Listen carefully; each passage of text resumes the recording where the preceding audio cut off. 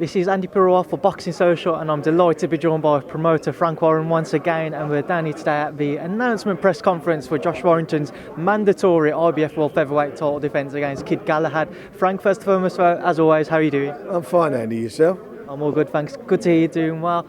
A very tasty press conference, to say the least. What did you make of it? It was very lively, wasn't it? They certainly no love lost between the two of them. When you get these types of press conferences instead of more relaxed and composed ones, does it give you a different type of edge and excitement for a fight? It does. It don't. Some fights don't need that. This is. It's all genuine. There's no love, as we all know, lost between Josh and Barry, or Kid Galahad, as he's known now. There's no love lost at all, and a lot of things have been said, I know, on social media, and that's where we are. But the name of the game is that we get a good fight on the night, and I think that's what's going to happen. Josh has made it clear, he obviously wanted the unification fight straight away, and he's had to deal with his mandatory first. What was the situation in the end that the IBF said to you guys?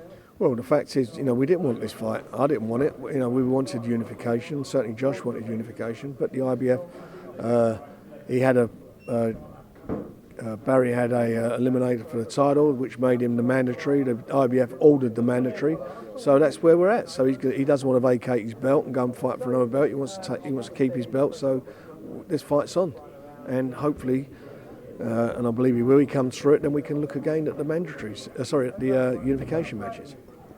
Before we do come on to those, just want to pick up a couple of things that happened in press conference, or said about in press conference. When Kid Galahad was asked about his remorse towards his past with the drugs and the ban, he said that he didn't feel any. Did that surprise you, his remark and his response to that? Yeah, I'm quite shocked at that. It's a bit of a stupid thing to say. He should be remorseful because he's been given a second chance. But listen, he's not with me. I can't be responsible for what he says. That's how he feels. That's how he feels. And people will read into that as they will. Regardless of whether as a fighter is with you or isn't with you, if you was in charge of the bans, etc., and what could be given out to anyone who does get found to be cheating, what would you give as a punishment? Look, I've been involved with a couple of guys who've got themselves in position, some by accident, and I don't mean that, as an excuse. By, for example, Joe Saunders taking a nasal congestion. What happened with him was ridiculous, but anyway, that was the position. And then I get guys who take drugs take performance-enhancing drugs to improve, or feel it improves their ability in the ring. I think they should be banned. I don't think there should be short bans. I think they should be banned for life. The only way, if you want to stop the use of PEDs in sport, in any sport, the only way to do it is to be draconian about it and put draconian sentences out. And to the people who administer them, who give it to them. That's the worrying thing for me as well. I don't think, I may be wrong, I don't know, but I don't see fighters just taking drugs. Somebody has to tell them to take them, give them advice why to take them, and supervise that. So it's it shouldn't just be for the fighter, it should be the other people involved as well. When Kid Galahad said that he didn't feel any remorse towards it, did he maybe bring a bit of a nervous side to yourself in the sense that he's going in with Josh and maybe something may happen again? I'm not saying it could or it would, but you never know. Because they'll be tested, like all fighters are tested. They'll be tested regularly. That's how they get found out, through the test. So he'll be under the microscope, and that's where it's going to be. And there'll be tests, and I'm quite sure there'll be extra tests for him, seeing the fact that he's been banned in the past. And with the fight itself, how does it play out in your opinion? Look, I'm a Josh Warrington fan, you know that, and as much as I promote him, I think he's been proven to be a world-class fighter. He's beat two world-class fighters in his last two performances. I think he's the best featherweight in the world, and I think he's got it all to do, Kid Galahad. I'm not saying he's not going to take his chance and do it, but he's going to have to be really on it. And I don't mean on it in that sense, but he's going to have to be right top of his game and bring something extra special to beat, I think, an extra special fighter. Valdez, Santa Cruz, Gary Russell Jr., if you had your choice to be able to pick one for Josh Warrington next, who would it be? Any of them. Any favourites? Any of them. Was at the back end of last year rumours and that talks had been held with Bob Arum and Oscar Valdez. Was there any truth in that? Yeah, we were working on it, but Valdez, as you know, had an injury, and there was all sorts of things going on, and eventually I think he had his first fight back in January, was it, or February, whenever it was. So, he's back in the mix. That looks like now, down the road, Cole Frampton to get yourself into position to fight. And if Cole gets that and beats him, then you've got a great unification fight and a rematch between Josh and Cole, which was a great fight round the first time. So that would be something special. But they all got to win their fights. Got to keep winning. Anything happens in boxing, underdogs win fights. Big odds against fighters win fights. It happens. But good. The best always, and the cream always rises to the top, and I hope that that's going to be the case in this one. You just mentioned Carl, and that leads in nicely to my next question. He's just been announced that he's signed with Top Rank and Bob Arum on the co-promotional deal with ESPN again, such as Tyson Fury did. Co-promotional deal with us and ESPN, and BT, yeah. How did that deal come about? Have you got any other fighters which you may be considering doing some sort of deal with? We've done that at the moment. Everything now is as it is, and we just keep moving forward. What's prompted Cole to make this return to the ring then? Was you surprised when Cole comes? You said, I still want to come back? No, we had a meeting and he said he wanted to fight on, and we were looking to make him a world title fight, and this is the route that's been chosen for him to get himself in a position to challenge for a world title again. So early doors yet, as he's only just had the new link up and just returning to camp, I presume.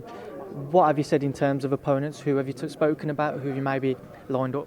Well, I haven't discussed that yet. He's got a court case coming up, hasn't he, with Baron McGuigan first? So all that's got to be got out of the way, and then he'll be ready to go and hopefully get himself back in the position where he can challenge for a world title. And we've also just seen Anthony Yarde and the Kovalev fight mandated by the WBO. Was you expecting, or was you surprised by that? Not surprised. He's ranked. He's the number one of the WBO. So there was a mandatory due. We're going to meet up this week, and we're going to. We've got. I think it's another 3 weeks for negotiations between the two camps, and then we'll make. And then obviously we decide whether we're going to make a voluntary or we're going to move forward. We'll make all that. We'll have those discussions this week.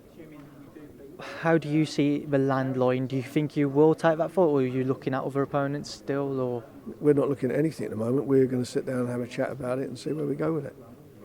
What does Anthony want? Obviously on the back of another terrific performance. For a world title 2 years ago, that's the mentality he's got. But what he wants, and what he wants is like what all fighters want. They want to get out there. They want to fight the best. They want to be world champions. Our job is to make sure that when he does fight for a world title, number one, he's prepared for it, and number two, that it's a fight we feel he can win. I don't want to put him in fights just for the sake of fighting for a world title. I actually think he can beat Kovalev. I do believe it's a tough fight. I do think that, but as I say, we'll make our decision this week where we, where we go. If we do the fight, I want the fight in the UK. And just link back to Dominic Ingle, the rumours of the split with Billy Joe and his link up with Ben Davis. And do you know anything or can confirm anything officially about that? Well, they have split up, but you're going to have to ask Bill or ask Dominic, or both here, the reasons why that happened. What about the link up with Ben Davison?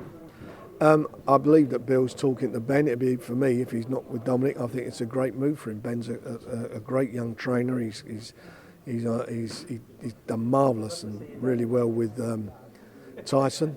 So, I think for Bill it'd be a good move if he goes in that direction. And you just mentioned Tyson. Any update in terms of his next opponent yet? Nope, that's all being worked on as over the next week, and hopefully we'll be in a position within the next few days or the next week to announce something. With obviously Tyson and Carl doing this co-promotional deal with yourselves and then working with Bob Arum and Top Rank, is there going to be that kind of clash in terms of the times of their fights? Will they have to fight more so later into the night, either here or over in the States? No, their fights will all be in the States. How do you see the market dealing with that in terms of the British fans trying to watch their fights? Well, they'll be watching their fights like they watched Ricky Hatton when he fought abroad, like when they fought Joe Kawasaki fought abroad, when Nigel Benn fought abroad. Sometimes you've got to go and fight abroad, but you have to do it. You've got to go and do that to establish yourself in another market and obviously generate income. So that's what it's been. I prefer the fighters to stay in the UK, but sometimes it's an impossible situation, and that's the direction you have to go.